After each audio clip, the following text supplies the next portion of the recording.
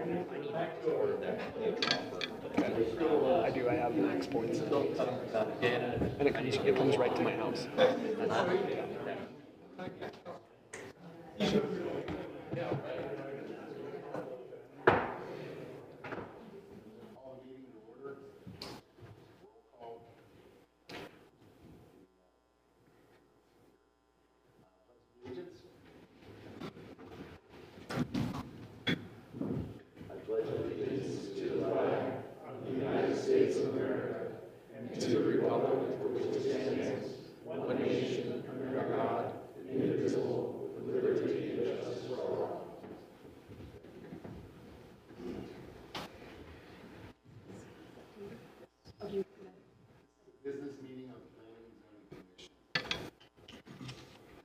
Values and welcomes public input. Please address the commission as a whole and not individual commission members.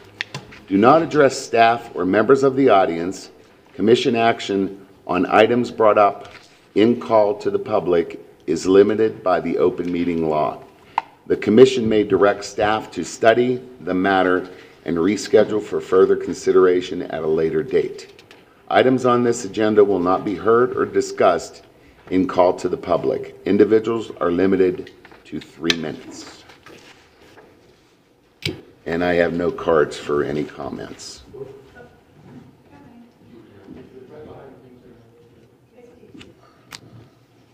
Well, these are all 3D2.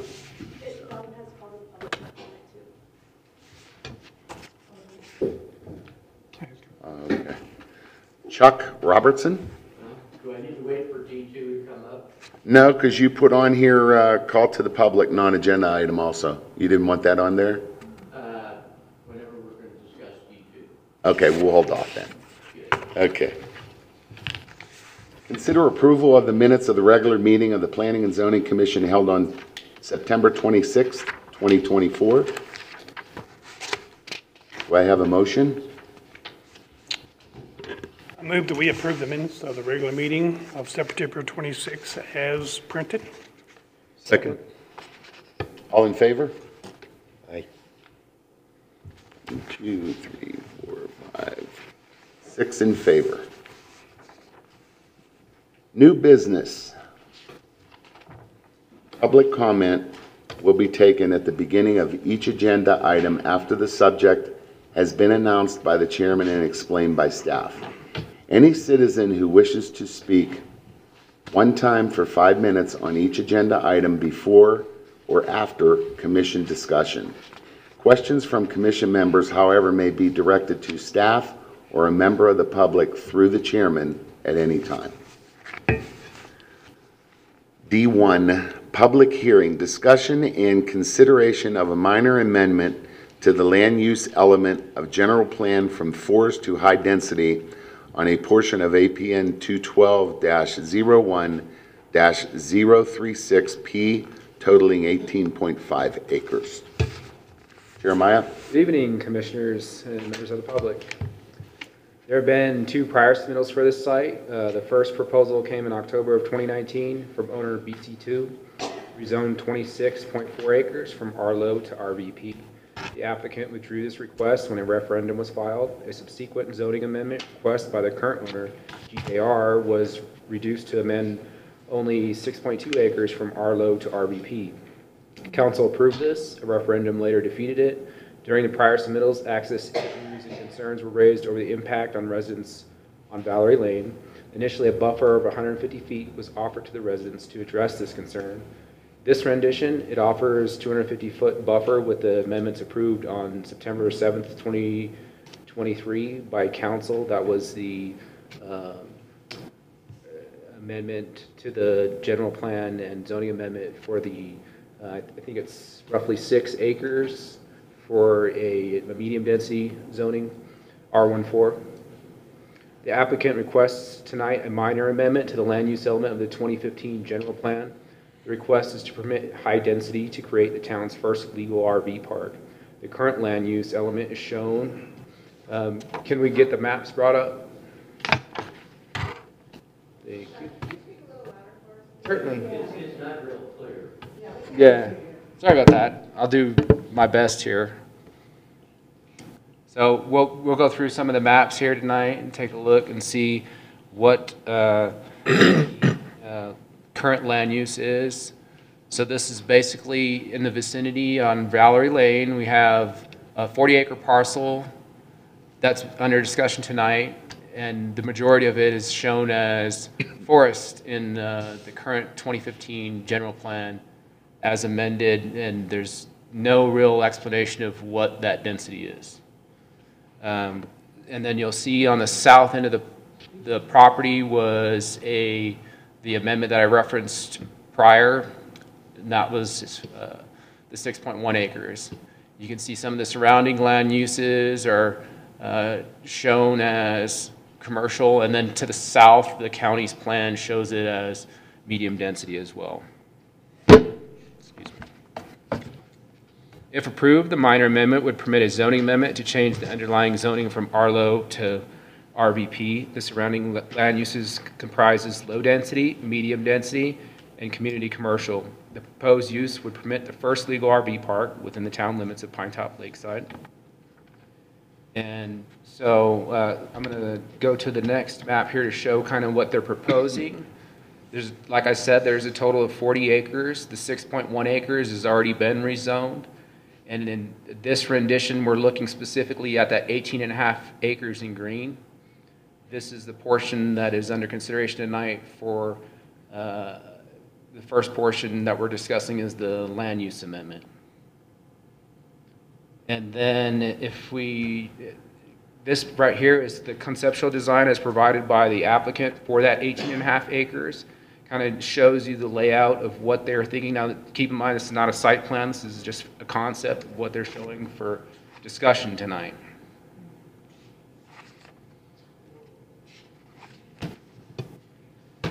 Okay, so that's pretty much all I have. I'll go ahead and turn my time over to the applicant unless you guys have questions for me.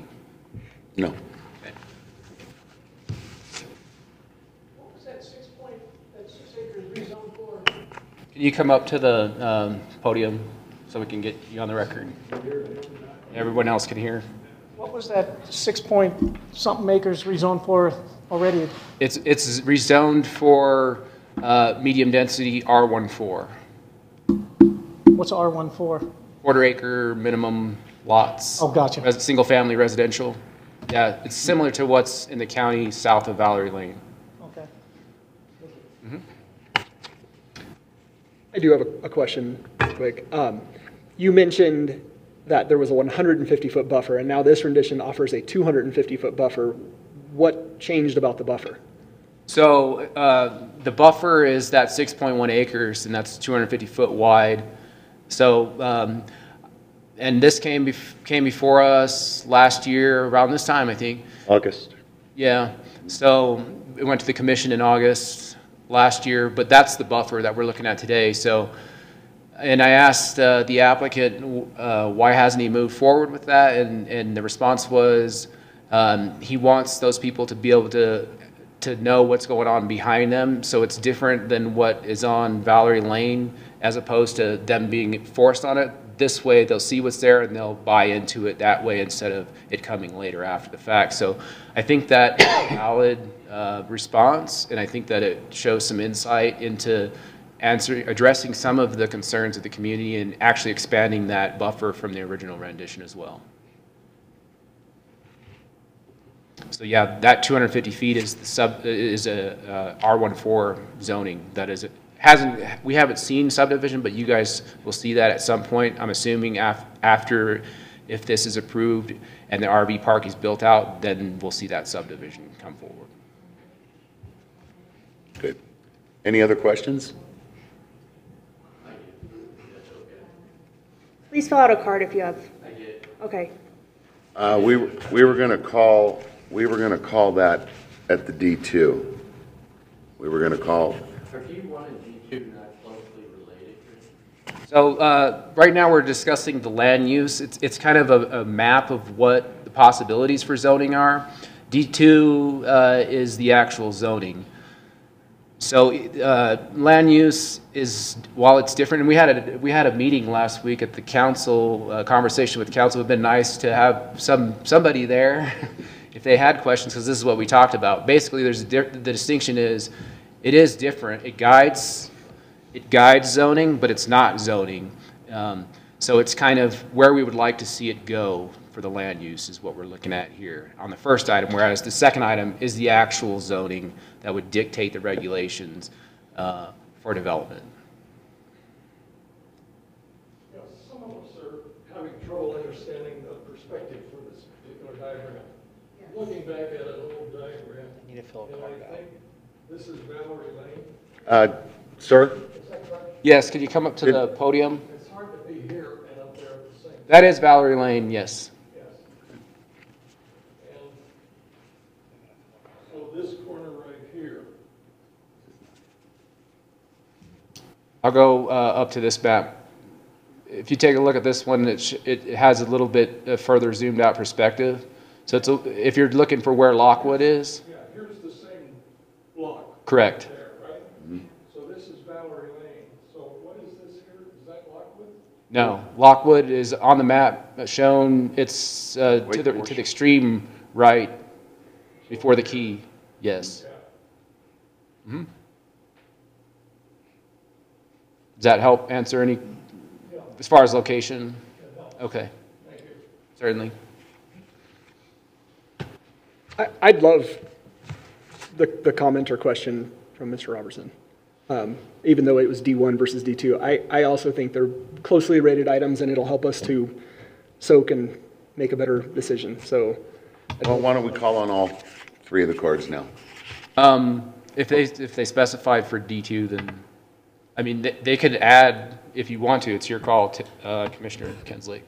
But they are interrelated, but they're different items. So, like I said, the zoning. Let's take care of the first item first, and then Yeah. we'll go to D2. Zoning and the get land all use comments are different items. from everybody. That's why there's two.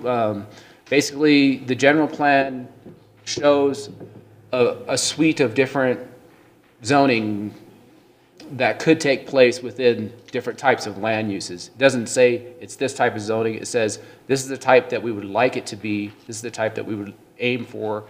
This is what would be best for the community. So that's kind of the difference. And then whereas, kind of as I explained before, the zoning is the actual regulations when it comes time to submit for building permits, or if you were going through subdivision, then you'd have to meet all of those regulations. But there could be multiple types of zoning that fall into different types of those land use designations. You fine with that, Commissioner Vernal? D2 hinges on D1. That is correct. I think we need to hear comments on D1. This happened before, this actually happened before that we had to keep them separated because of the confusion. So Well- maybe I can help. So really what you're saying is, what can this be zoned? That's D1. And D2 is, this is what I want to zone it. So you got to keep them separate. Right now we're just saying, because there's no zoning to it, it's open space. So what are all the options it can be? That's what D1 is. D2 is, we want it to be this. That's the difference. Is that a little clearer? I mean, I could hear you barely talking. There's seats in the front too. Yeah, Might as sit well up go. front. So that's why we got to keep them That's why we got to keep them separate, because this happened last time we did. The confusion ran over. I understand. Yeah, I understand. Okay. I understand that. Could you explain, at least for some of us, if it gets changed to high density, what the other options are? What other options would it fall under this, Jeremiah? So for high density, it could be different types of multifamily. And the RV park is obviously one of them. It's a high density use. So, but it could be other types of density. It could be, so for instance, one of the differences on the R14 property to the south, that is medium density, and that's quarter acre. So high density is even more dense than quarter acre lots. But you could do quarter acre still. You could, yeah. So it's like the baseline. It has to meet the development standards of the underlying zoning, but yeah. You could do an eighth. Usually I include a table on all of these that shows the different types of zoning, and I think it might be on the next item, actually. No, I didn't include it today. But yeah, so it's different types of density. It's a medium density as opposed to, or it's a high density as opposed to what it is currently. Doesn't really explain what type of density. That's one of the fallacies of the 2015 general plan that we tried to correct a number of years ago, was this designation of forest. What exactly is it? It doesn't tell us. It doesn't tell us it's open space. It doesn't tell us that it's not high density. It just says it's forest. So it's kind of hard to dictate what that means, because it's actually a legal designation that has to have an associated density. So that was one of the fallacies that we tried to correct a few years ago. Just might as well use the mic. I mean, it's there for a reason. It's for a minute. I signed up for D2. Okay. But I agree completely with what Todd said. I feel like you guys can't really vote on D1 until you hear the comments that I signed up for D2. I mean, you can vote whenever you want, but so I've not signed up for D1. I can just go ahead and give my comments now, because I do believe that we're talking about zoning, but then we had put up an RV park, and that's one of my concerns. My name is Dave Hendricks. My wife and I own the White Mountain Family Farm Park, and I actually have some papers for you guys to look at some pictures. Like I said, I signed up for D2, so, but I kind of agree that this is sort of intertwined with it a lot.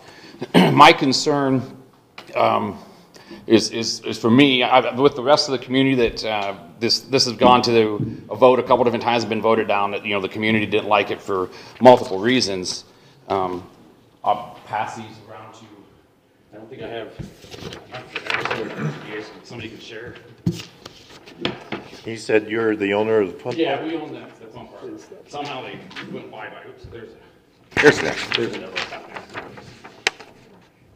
We applied for a permit to build a home. We have an acre next to the fun park, and we applied for a permit to build a home on that, and we were granted that permit to build that home, knowing that behind us was an open question. We didn't know what was going to be behind us. It was a forest, but on the other sides we were good.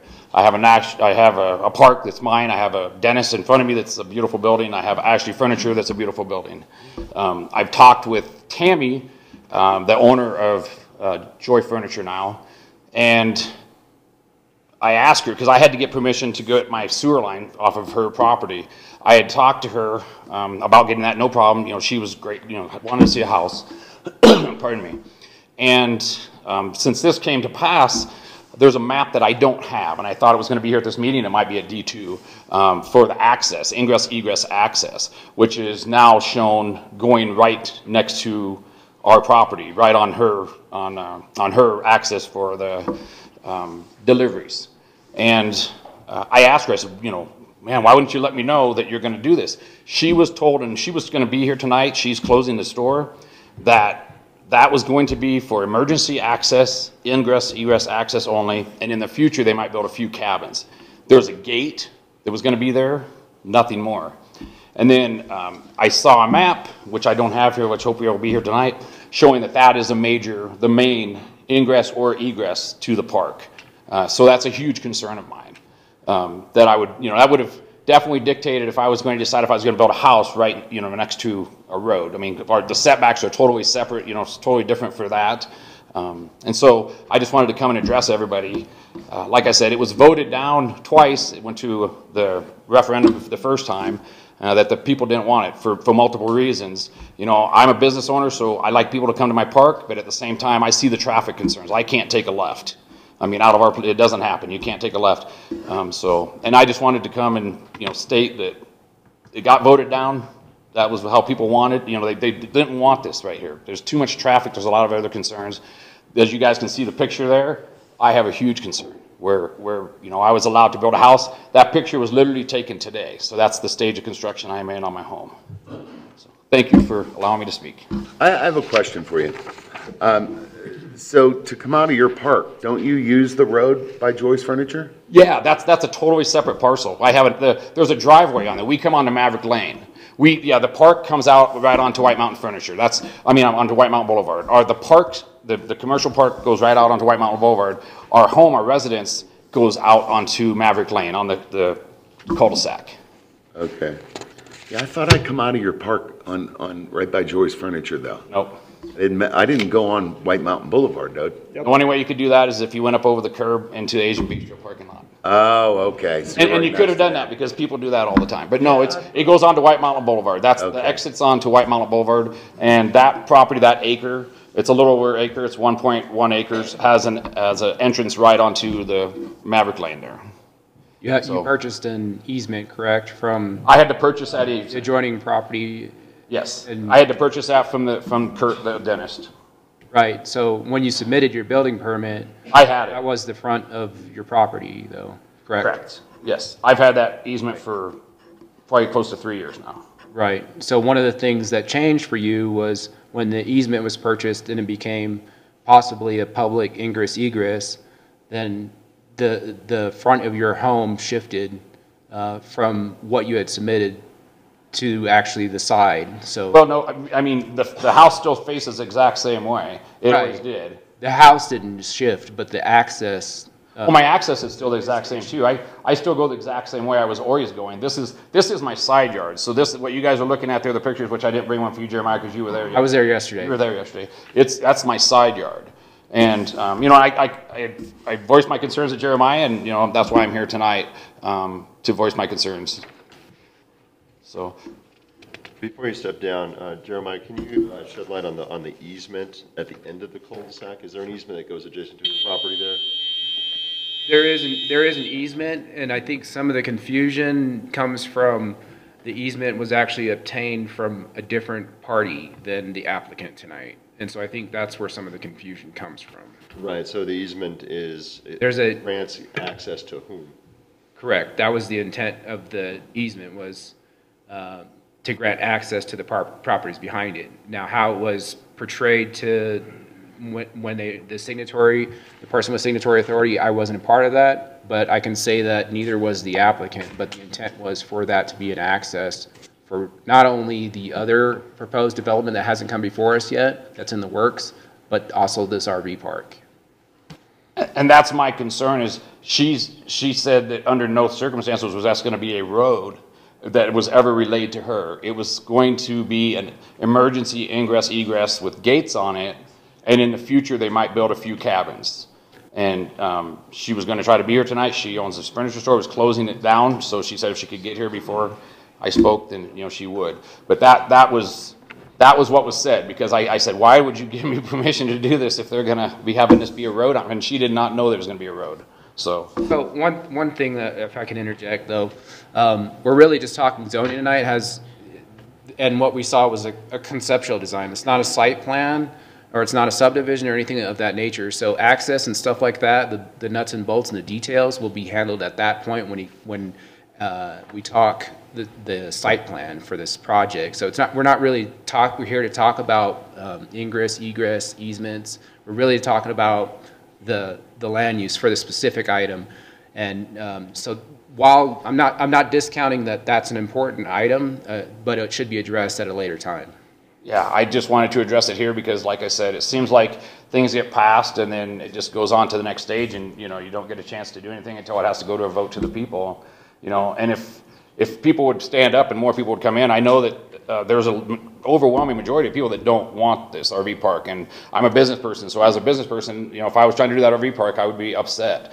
But I mean, that's then it when it gets passed and then have to go to a vote to be again voted down, and here we are. So thank you guys. So that's your main concern, My main concern is where that, because we don't have the map, but Jeremiah knows of the map I'm talking about. So that map, they're showing that being a road, and I said that's a huge problem, because the house is not far enough off of what's going to be a road. She gets like 2 trucks in a week, which, they've done it. We've owned the park for 9 years. We see that it's not a big deal, and then people come get their furniture, not a big deal. And like I said, when we decided to build there, we based our decision based off of this will be fine. I like the beautiful looking building she has there, and I don't know what's going up behind me, but now all of a sudden I'm gonna maybe have a road there, and I still don't know what's going behind me. So that's all I have. Okay, thank you. Thank you, guys. Jeremiah, what I want to ask you is, is it in writing, is it recorded that is a emergency access? It's recorded as an easement. So it's an easement. An easement is an easement. Easement is an easement, yes. Right, ingress, egress. Now, how it was conveyed to them, I can't Right, wasn't right. part of that, but, I mean, an easement ultimately is for access, ingress, egress, or public utilities, and this one's for ingress, egress. I, with a limited amount of knowledge, disagree with that. Easements can be named for people and for uses, ingress and egress. And so those easements can actually be, it can be ingress and egress, and it can still say for this user and not the next one, just for, I know I've ran into those situations personally, and so. Usually, in this case, it's a public utility easement, which would dictate that it's for public access. For public Private. utilities. It's not a private ingress, egress, so that's the distinction. So, I mean, it'd be interesting to see the easement write up at some point. I can chime in since I deal with them all the time. You can limit the scope of an easement when you draft it. The grantor to the grantee has the opportunity at the time of the execution of the easement to put conditions like Mr. Furneaux said on it. Ingress, egress is separate than utilities.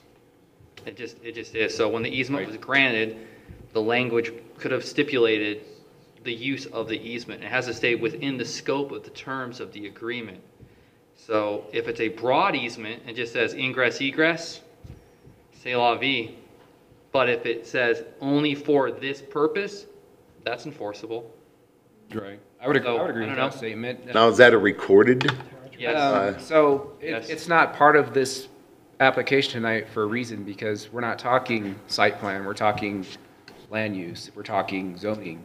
So once again, those items are important and they should be addressed, but it's not in the packet for a reason, because number one, I haven't seen it other than a brief discussion with a different applicant over obtaining an easement. So I can't speak directly to what is in that document without having a copy of it. But I agree that it is important and it should be addressed at a later time, specifically during site plan or whatever, for either either this portion of what's being discussed here tonight, or a different development. It needs to be discussed, certainly. But it's not part of, it shouldn't be part of the hinging conversation for land use tonight, because it's getting into the weeds, really, and we're just looking at, so specifically land use is like the 100,000 foot level. What do we think would be good? Do we think that forest with no designation is a good designation, with no density designation, or do we think that this land could be better utilized for a different purpose, like medium density or high density or even low density? It's the question that we're trying to address tonight. Good question. So, I guess, did you have a question first, or go ahead? Well, you want to finish up on that subject? I got another subject. So, again, we're talking about high density for this section of land. How high of density can that be? I mean, ultimately, It could be pretty high. I mean, multi-level. you're looking at if we go back and look at the concept right here, you can see that it's pretty dense. There's a lot of different RVs, and I think that I defer to the applicant. They should be able to have the ability to address some of the concerns of the commission or the public. So, I mean, this isn't my project technically, so. But yeah, the high density is there for a reason. The request, it would preclude that it needs to be high density, just because not necessarily that this is the maximum density, but it has to show that maybe in the future, if the owner decides to sell it and then the next person decides to put more in, that they could or could not. So that's kind of. How many units is that? 139. 159? That's what I think I saw. So would the applicant come forward and care to address any of these questions? Good night, everyone. Hi. What can I answer for you tonight? Sell us on your concept, man. That's what I want to hear. So when I originally brought this forward years ago, I talked to the gentleman at the fun park, and his major concern with my idea was that I'm going to complain about his go-kart noise.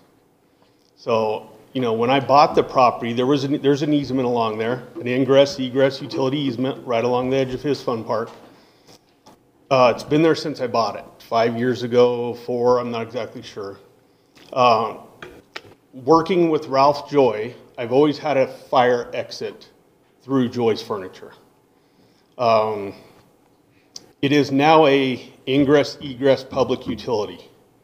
I didn't do it. I don't know exactly how it went down, but it does touch my property. So I am labeled on it, and it is done, as far as I know. I mean, it's recorded, title, done. So, I mean, I went to this gentleman's business and talked to him. I didn't know anything about a house. That's past what I know, but he knew what my intent was. He knew where the easements were. The one that he's worried about was not an ingress-egress at the time, but it is now. So you partially own that with Joyce Furniture then? I do. It touches the corner of my property. So it touches the corner of my property and another ingress-egress easement that is not on my property. So it's on the property to the north of me. Is that Maverick Road? It's Maverick Lane that. Maverick Lane? Yeah, Maverick Lane. right in front of Joyce. And that's your entry egress point? It is. So I have an ingress-egress from 260 along the fun park to my property. That was done when I purchased it. And then we have ingress-egress through Joyce Furniture to Maverick to the light now. And which has been one of the major concerns for the citizens, is that I can get RVs to that light to make a safe left turn.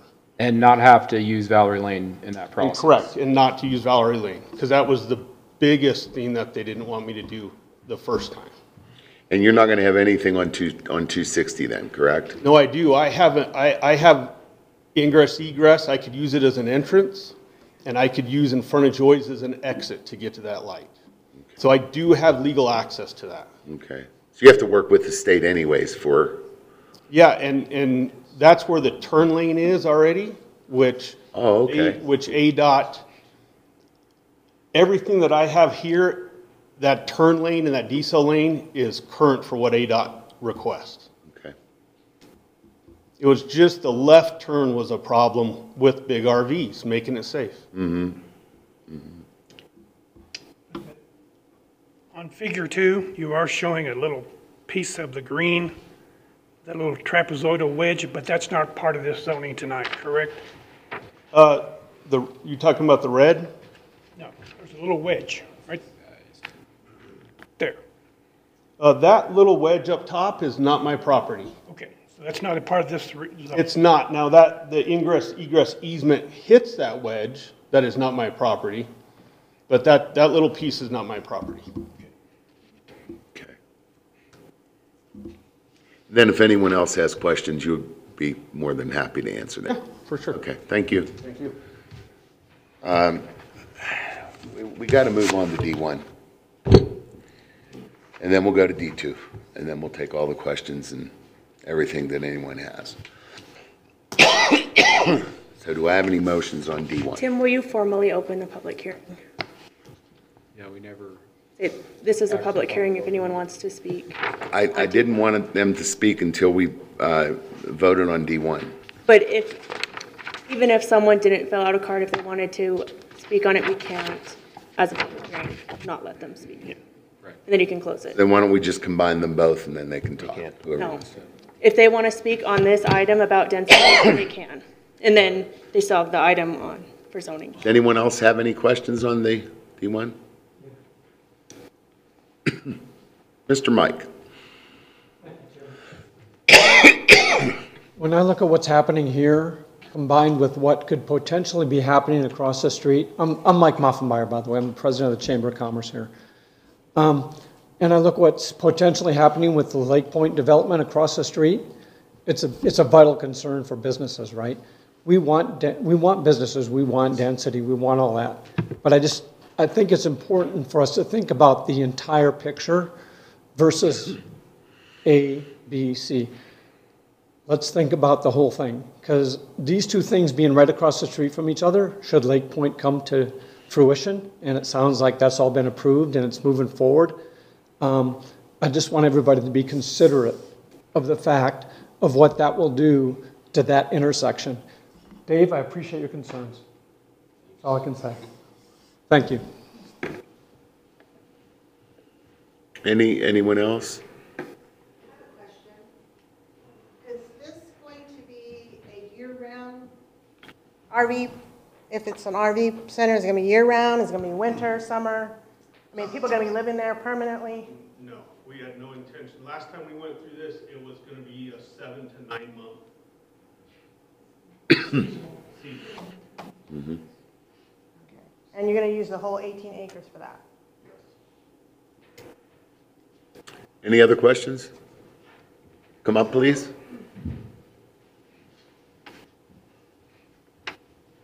Well, I was one of the ones that started the referendum. We've had it twice now. It was voted down from the town. So our town people do not want this. And why do we not want it? Is because if there's fire, how are we going to get out?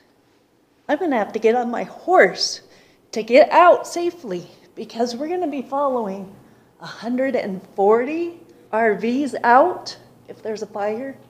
This is ridiculous. Totally ridiculous. My safety, Blue Spruce's safety. It's ridiculous. That's all I have to say. Anyone else?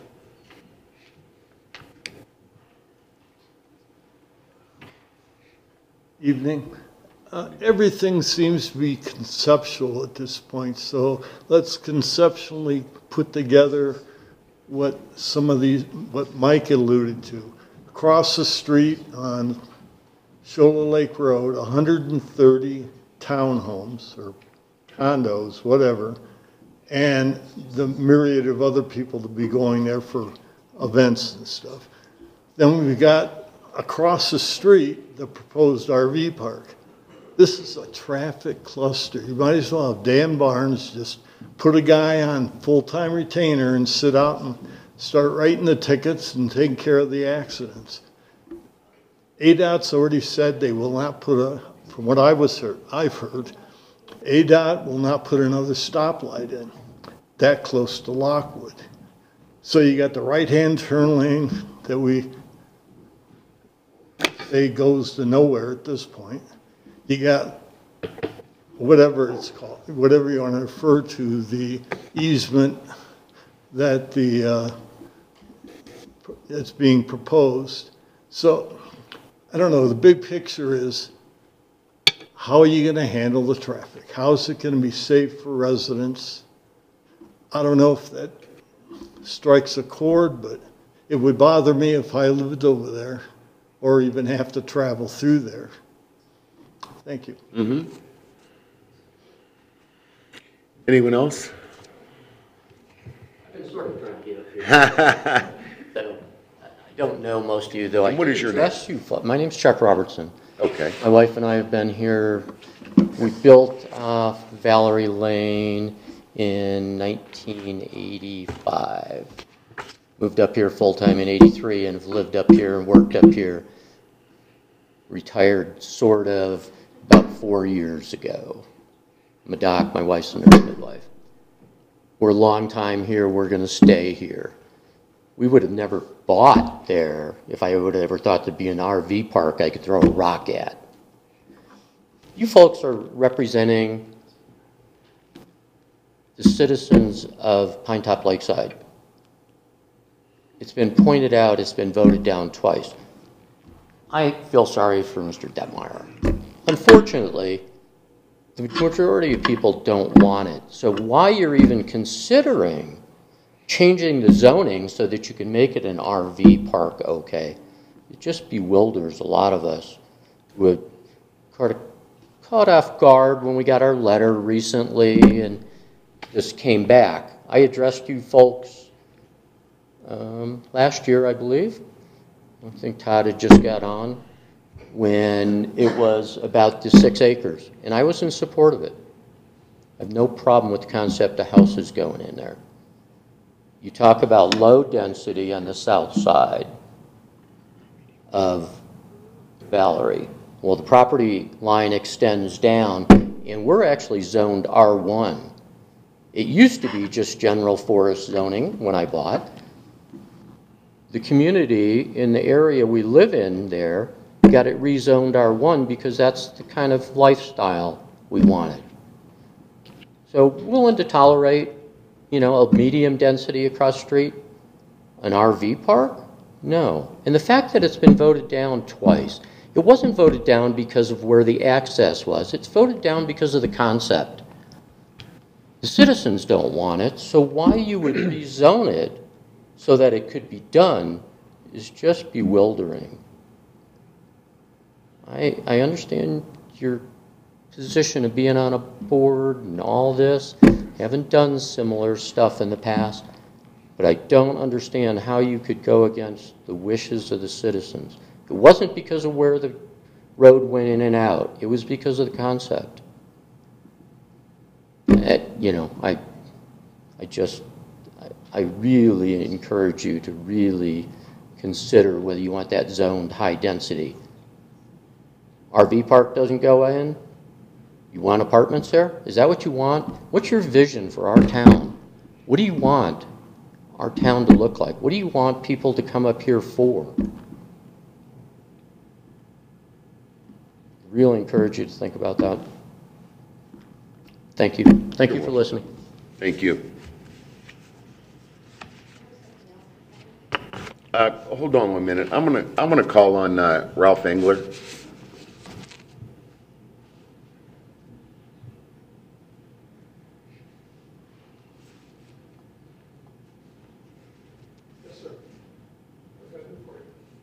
You filled out a card? For D2, I thought we were still on D1. We're all over the place, to tell you the truth. We're all over the place. Let's just get through the cards and then we can move on. So the reason I asked to speak tonight is the last time we were on this, I've heard a lot of things tonight that seem to contradict each other. You know, like it's been voted down twice. I thought it was voted down once myself. And my thoughts go back to this point in time here where we had this sign outside. I'm a member of the Lions Club up here, and at the point in time when this was voted down in the referendum, we were very concerned about the fact that the proposal was going to bat up against Tati and Camp Tati, which is right across from Mount Gate where I'm at. And that concern has pretty much passed for the Lions Club up here with the fact that there was agreement between the board of Lions Club and the organization down south, the Lions entity down south that owns the land under Tati, for Tati to buy that land with an agreement for the next 5 years at a certain price, the next 10 years at a slightly higher price. So from a standpoint of Lions Club, we're pretty happy that the agreement is signed and in place to protect the Lions Club for posterity, if you will. Then there was this, you know, thing which went through an actual referendum, as you may remember. And I remember being a part of going out and collecting signatures for the referendum. I went and tried to get I only had a 3.5 by 5 card of the issues at that point in time. I went and I tried to get it blown up to a much bigger size, but all I could do was this 8 by 10. At that point in time, traffic access, no traffic signal was one of the issues.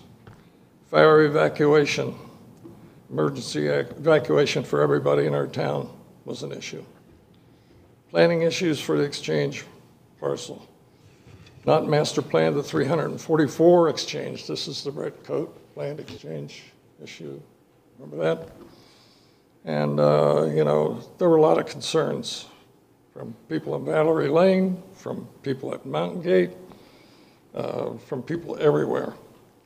And then the neighborhood, trespassing, noise, disruption to neighbors likely to occur. Summer camps, camper safety, and disruption to camp activities. So it went to a referendum and it was defeated. I hate to see this go to another referendum. I really do. I wish there was a way, and I'm hearing a lot of opposition. I've talked to Mr. Gapmeyer as recently as earlier today. And so I understand what he's trying to do. As a matter of fact, I have a copy of the easement, okay?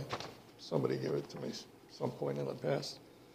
And I went over today and I looked where the stake is in the ground, where the corner of his property is. And indeed, you know, this easement description is a little bit, you know, hard to understand for the average layman who doesn't do surveying.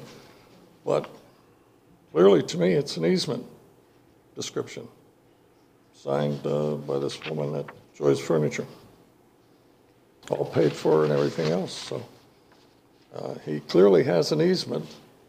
It seems to be, you know, that area that the gentleman from the park is talking about. When you go back and you look at the fence, his stake is about 30 feet from the corner of the fence where you're building your, you know, you can see you're building your house behind there. So there's a 30-foot difference there from where the actual survey stake that is referenced in this easement. So he obviously would be coming in on that grassy part of Joy's Furniture to his easement. And it looks like he's got the proper legal easement to do that. But that doesn't necessarily say that that is what he should do or not. But now, I've heard some things here tonight that are in difference to what he and I talked about earlier today. And the folks up in Valerie Lane, when you look at this diagram, which is why I was asking to point out where Valerie Lane is, you know, if he comes in down there, if you look at that cul-de-sac, not the one that's called Sabre, but the one that's called Maverick down there, it's in that general area where this easement is going to come in, and he would access this part of his property to build this, whatever, 132, 139, 126, whatever number of RV sites he could put in there. Your time is up, sir. Thank you. Thank you for your attention. Thank you.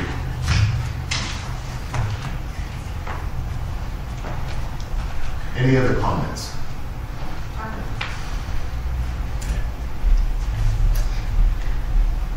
I just want to say, I've been coming up here for over 30 years. Sorry. That's a joke. There you go. I've been coming up here for 30 years. My mother-in-law actually lived on Valerie Lane. So I'm very aware of, and I just moved here off, and I live right off of Valerie Lane. I mean, I've only been here since July. And I bought this place because of that land there and that forest. And for you guys to do this, it's just, people come here to want to be amongst the trees, the animals, and the forest. And I don't know what the water situation is up here, but I don't know if we can deal with all this new, I mean, there's just building going everywhere around here.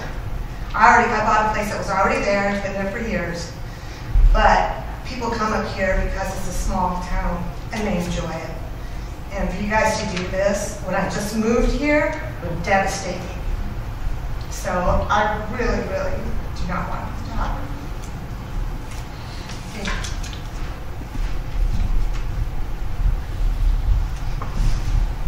Mr. Chairman, can I ask Jeremiah questions? Yes.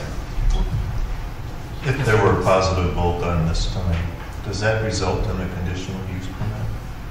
Or No. just zone? The applicant So the would have to item come that we're back for discussing- the couple?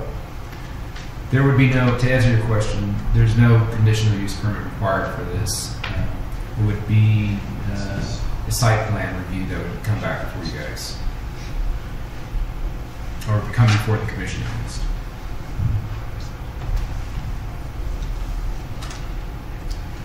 I was looking at some other RV parks in that area. Proposals. One at Shoalo, one at Taylor. Navajo County's got one approved between Heber and Shoalo. And it seemed like at the Planning and Zoning Commission level, there's kind of a blending of what you would see at a site plan and what is just zoning. Right. And it seems like that helped those town cities the county to get approvals.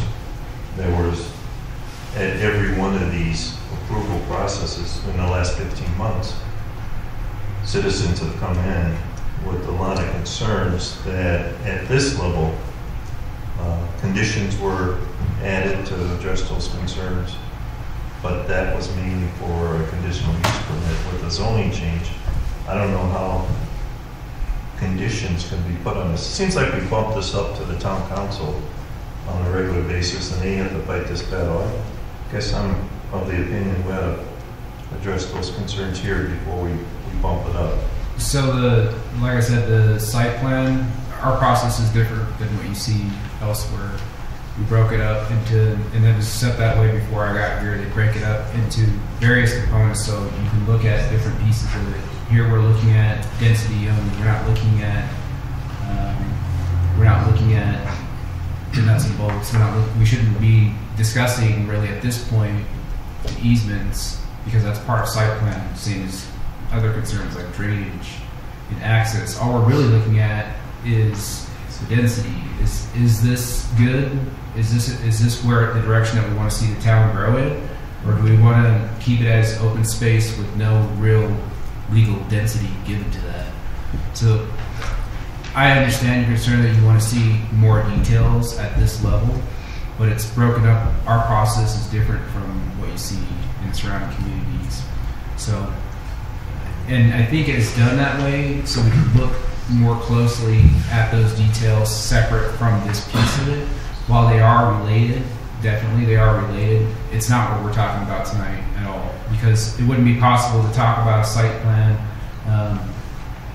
if we don't have the density requirement or the zoning that would necessitate that moving forward in the site plan. So it would be it wouldn't be fair to the applicant to have to invest a bunch of money to do engineering for site plan when the answer very well could be no. So I think that's why it was done that way here, why it's a little different from elsewhere.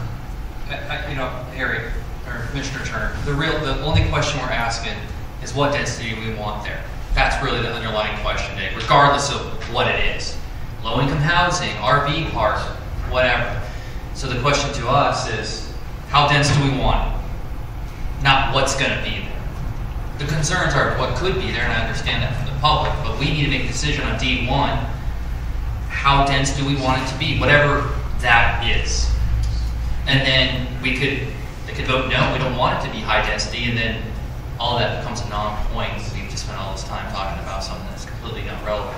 So if we allow this to have a high density, then they have a lot of options, like they could do with it. They're high density. I mean, we could say no. An apartment complex. Absolutely. So let me chime in here and answer one of the questions that came up previous. I pulled up a different staff report that had outlined. Usually I put this in there. I don't know why I didn't this time, but so specifically for high density, there's an array of uses, just like Commissioner Salsfeld indicated. It could be R16, it could be R2, R3, MH6, and obviously it could be RVP as well. So there's a multitude of different zonings that could fall under that type of land use designation.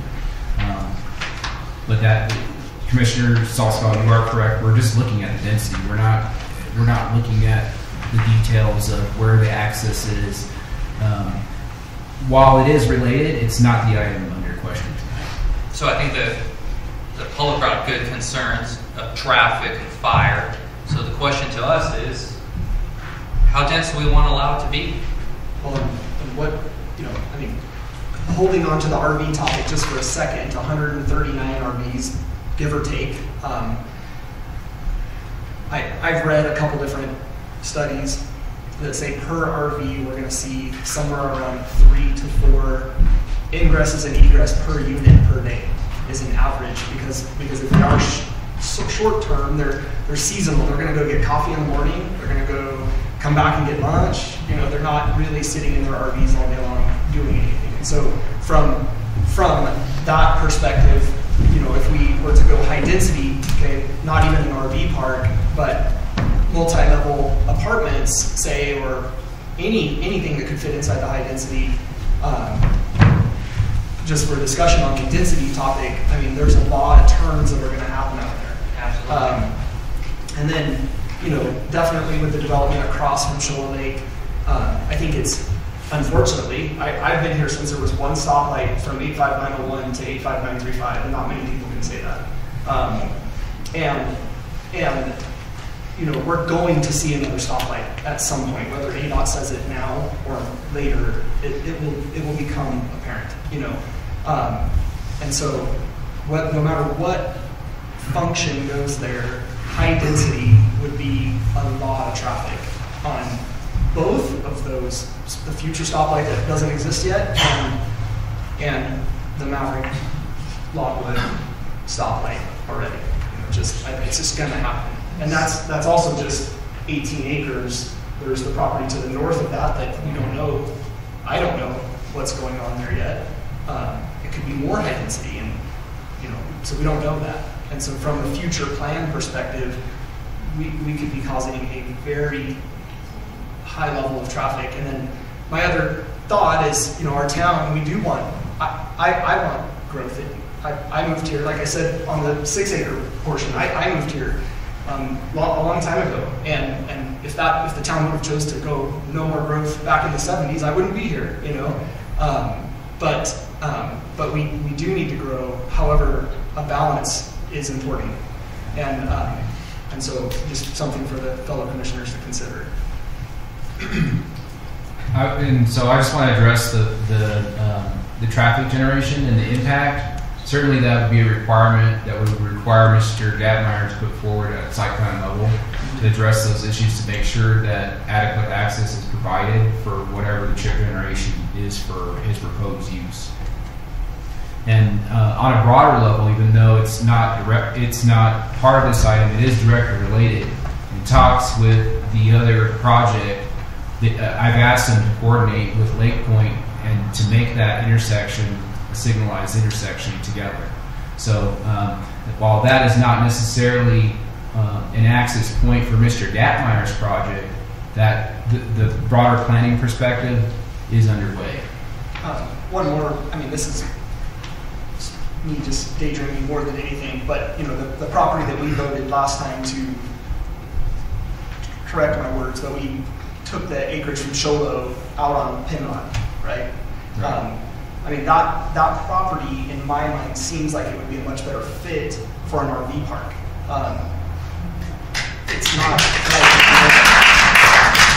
right in the middle. It has national forest access all around it, and maybe our city could trade for that. You know, I mean. So one of the things that is actually going on over there, that portion that we de-annex and Sholo annex, is precisely that. But that's not in the town of Pinetop-Lakeside. And in the town of Pinetop-Lakeside, there are RV parks, but they're all illegal, basically legal non-conforming. They have no legal designation. We have an RVP zoning district with no actual RVP zone.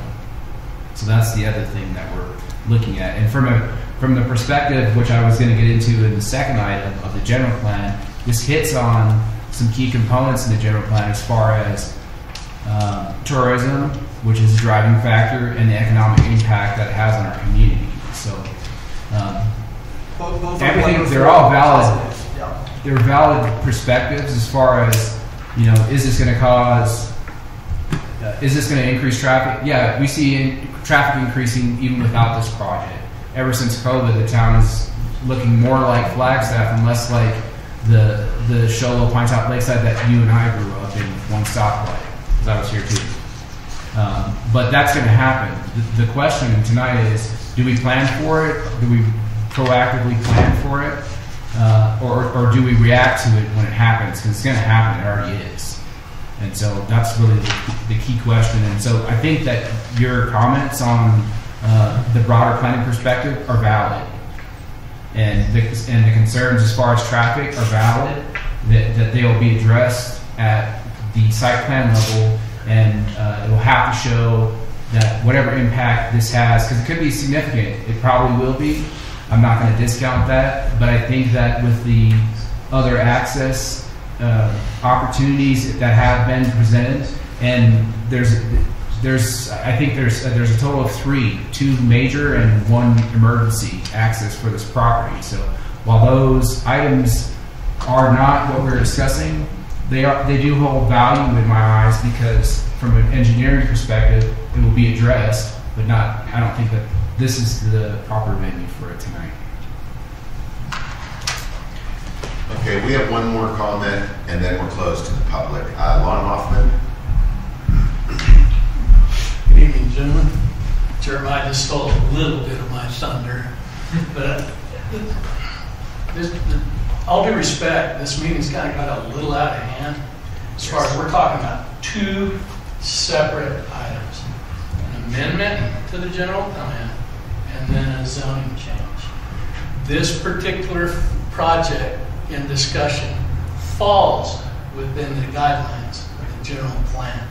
And I just want to point that out, because there's a lot of misinformation coming up to the podium, which I'm not going to fire off tonight, but Jeremiah's right. We need to be proactive or reactive, and this project falls within the general plan, and property owners have property rights. And of all those that are in opposition, and we deal with it all the time in any type of development area, anti. Yes. The answer should always be, you want it stopped, buy it.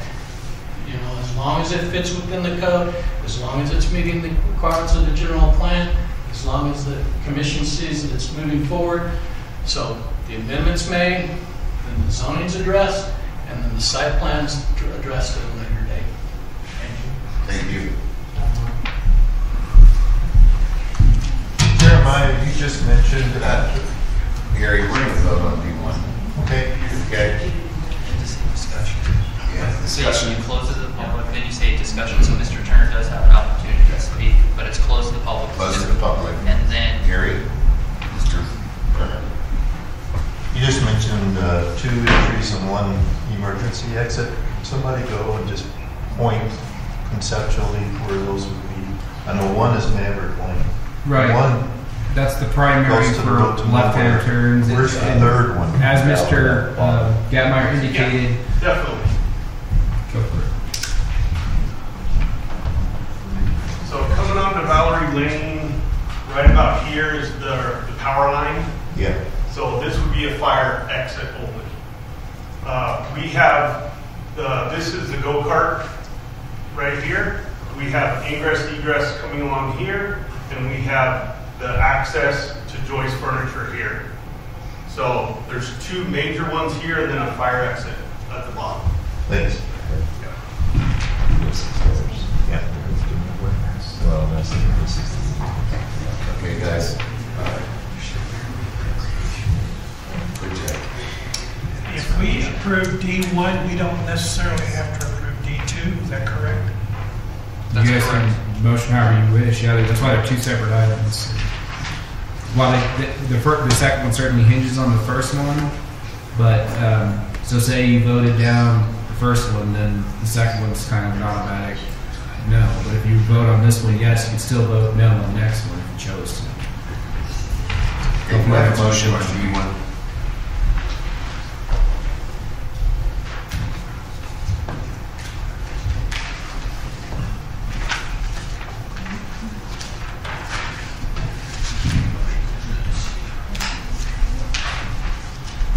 I'll make a motion on D1. Go ahead, a second. You need to read the motion.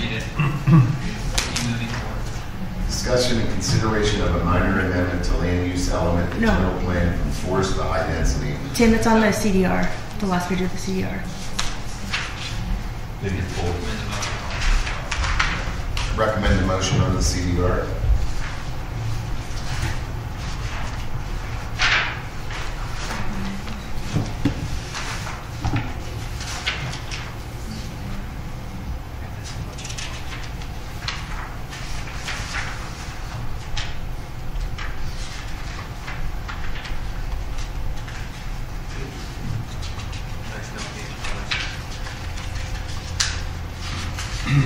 Are we closed for discussion? Yes.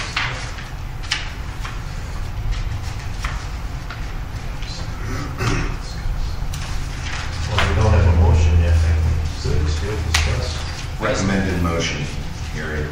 A motion to recommend approving a minor amendment to the general plan, land use element amending and land use element from forest to high density on 18.5 acres in the northeastern portion of APN 212-01-036B to the town council. Is there a second?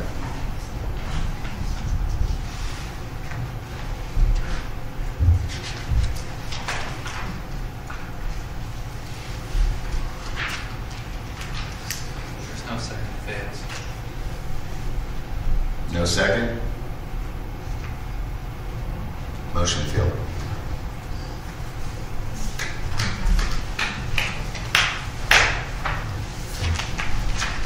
Do you like to amend your motion, or someone else would like to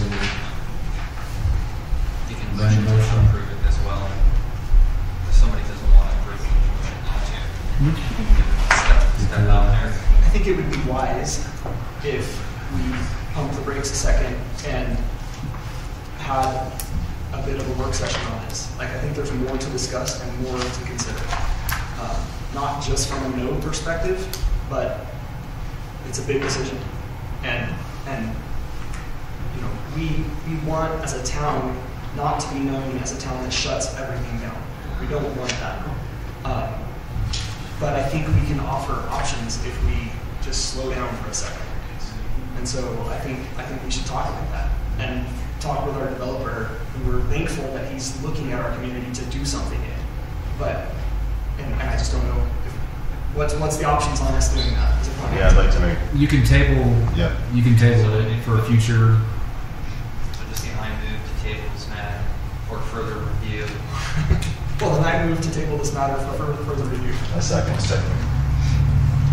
All in favor? You have to say 1, 2, 3, 4, 5. It has to come back. 6 A's. No nays. Do we have a time frame? You guys can give a specific time frame. Yeah, If I think want- you if need to want have a specific convene time for it to in, come back. Next month on the 30th and have a work session on it, we can. So. Well, in all fairness to everyone, developer included, maybe we should schedule a work session here shortly. Yeah. Yeah. So the problem is it has to be publicly noticed, and so How many days is that, Jeremiah? it's basically 3 weeks that it takes, and so we'd miss the next meeting anyway. So you're pushing the next month regardless. Okay. Well, let's look at the calendar, everybody. You can do the 14th. The 14th. The 14th is that the first meeting? Yeah, the first meeting in November would be the 14th. First meeting in November is the 14th, so we need to have our work session prior to that. No, that's our first meeting. And the work session falls within a meeting.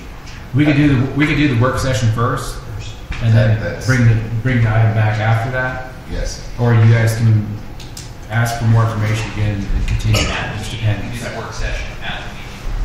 And they would just put it when they put public notice out saying there's going to be a work session regarding item D1.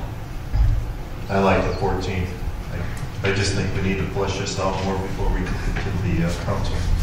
And this is for a I work think it'd session. be beneficial if the commission would give guidance on exactly what they want to see from the applicant, so we're not at the same position in the month.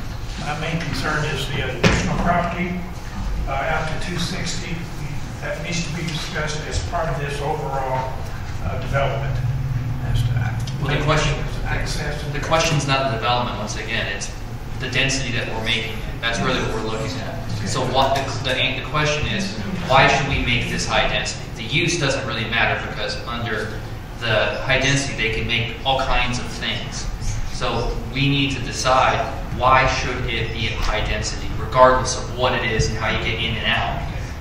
Same thing about the 2 properties to the north. And if you, if you don't, this is to the public, if you don't like it, what do you recommend? Should it be medium density? Should it be low density? Why should it be like that? Does it conform with the other homes that are there? Those are the type of arguments that are going to sway on how the usage of that land is going to be under this D1. So we don't fall back into ingress and egress and all of that. You're really asking us how dense should we make it? And so I would implore the public to give alternatives on the density usage in their argument on why it shouldn't be like that. And like I say, a good argument would be is to conform with the parcel below, what was that, quarter acres? Right, 6 acres. So, you know, it's going to be high density here and then quarter acres down there, or it's going to be acres like R1. You know, that's kind of what we're looking at, is how dense should it be. And that's what I would recommend at the work session, to provide, you know, a perspective on that. And I think that's really what's going to drive us on how it should be. Not the RV park itself, but how dense is it. That's the problem. It's going to be something. Yes. It's going to be something. Inevitable, it's going to be. So that's D1. Quick question. Is the public invited to work sessions? Yes. They're open to the public. All That's why it's meetings here, of yeah. the commission are public. Can't do anything. Okay, thank you. Yeah, anytime there's a quorum, it's public. So when you have so many commissioners together, open meeting law, it's always been public. Yeah. And we want to hear your feedback. That's why I said give us constructive on why it should be medium density, why it should be a low density, or why it should be high density. Then we're on to D2, Tim. Yes. D2. Discussion and consideration of a zone change from RLO to recreational vehicle parking RVP on a portion of APN 212-01-036B, totaling 18.5 acres. We had all of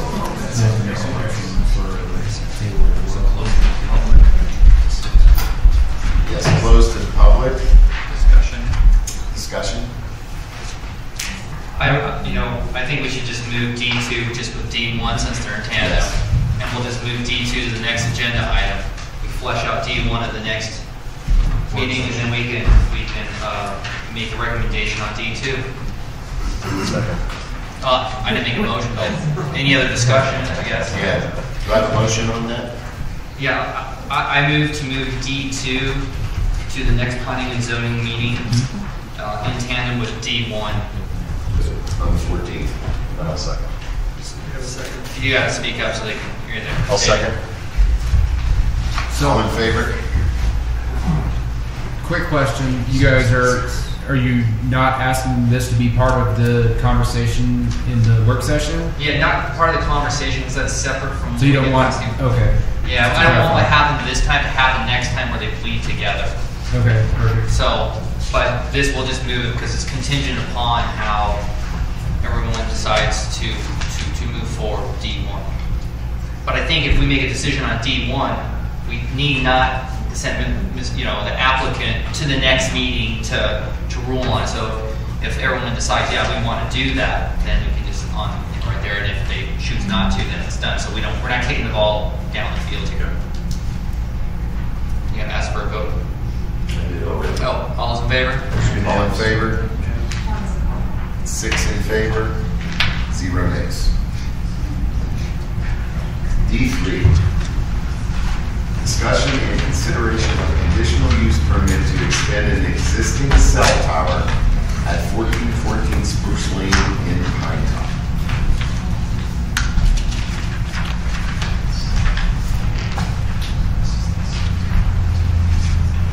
Jeremiah? So basically, give me a second here. I'm not going to go completely through the staff report here. Hopefully the commission had a chance to review it. The applicant is present tonight. Get closer to the mic, Jeremiah, please. We can wait for the room to clear. Okay. Give it a second. Some of the chatter.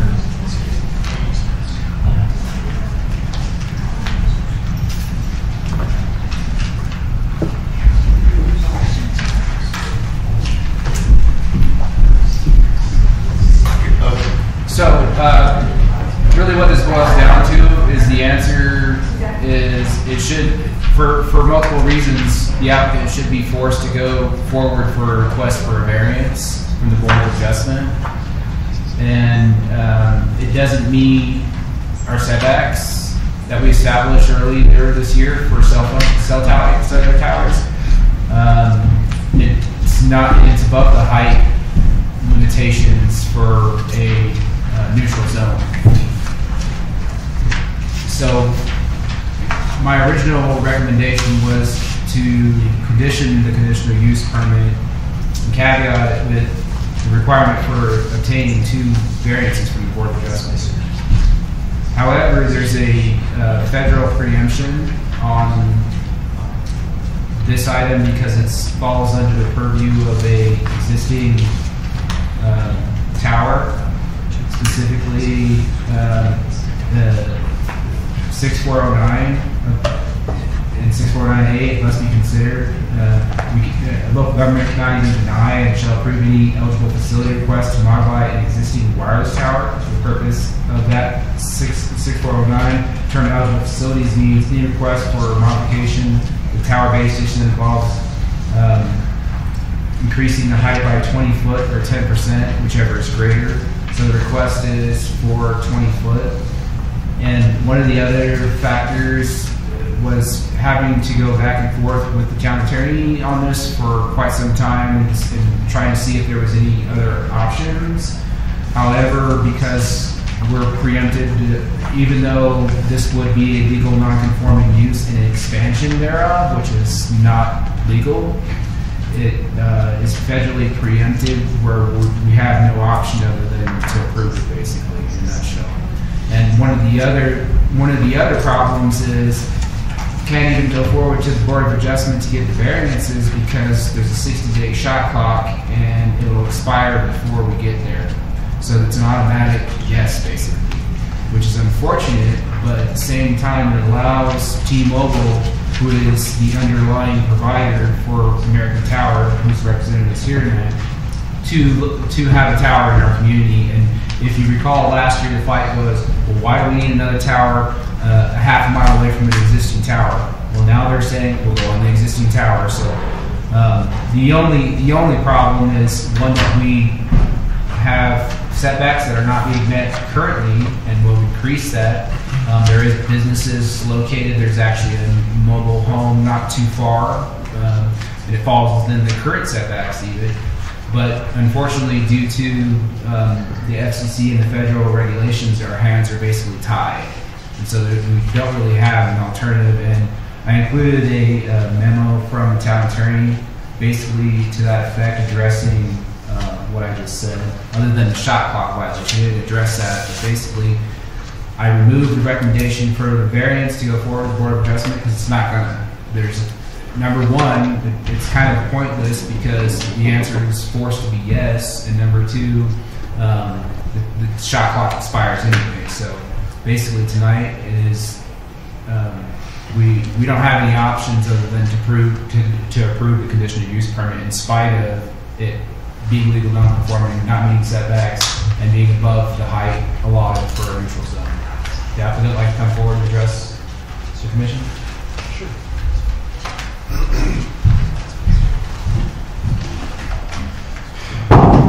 Chairman, Commissioners, my name is Scott September. I am the Regional Real Estate Manager for Tower Co. Our corporate office is 5000 Valley-Stone Drive in Cary, North Carolina. I, however, am based out of Denver, Arizona. So Tower Co. it's not American Tower. I'm sorry, I don't know how that got on the application. It's actually Tower Co. One of our vendors made an error. So Tower Co. is similar to American Tower. We're a little smaller. We are a wireless infrastructure provider. We permit and we build wireless communication sites, cell towers, in all other forms for all of the wireless carriers nationwide. Tonight, our application is to modify an existing tower that's already here in town. T-Mobile, one of our customers, has a significant gap in their coverage and capacity in their network. And they want to fill that gap by installing their equipment at this location. What they're going to install, if you saw in your packet, I'll go over it quickly.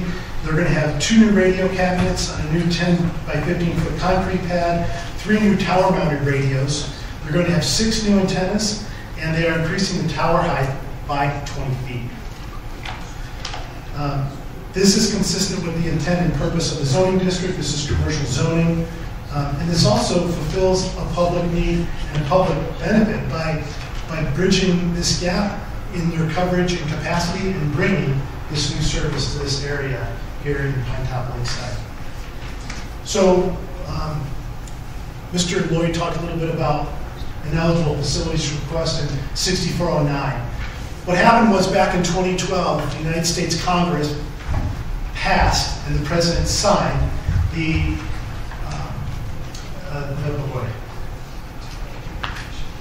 Middle Class Tax Relief and Job Creation Act. Within that act is something called Section 6409. It's one of the sections in this bill.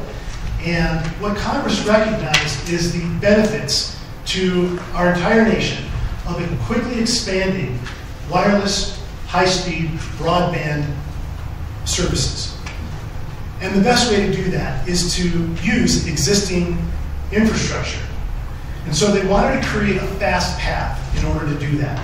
Jurisdictions across the land have different requirements, different application submittal requirements, different fees, different timelines for reviewing those applications.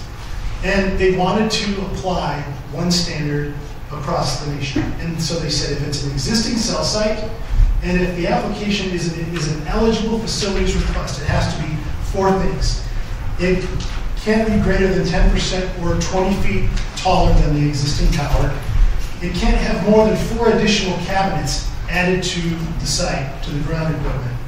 There can be no new excavation outside of the existing compound. And it cannot defeat any concealment elements. That does not apply here because it's not a concealed site.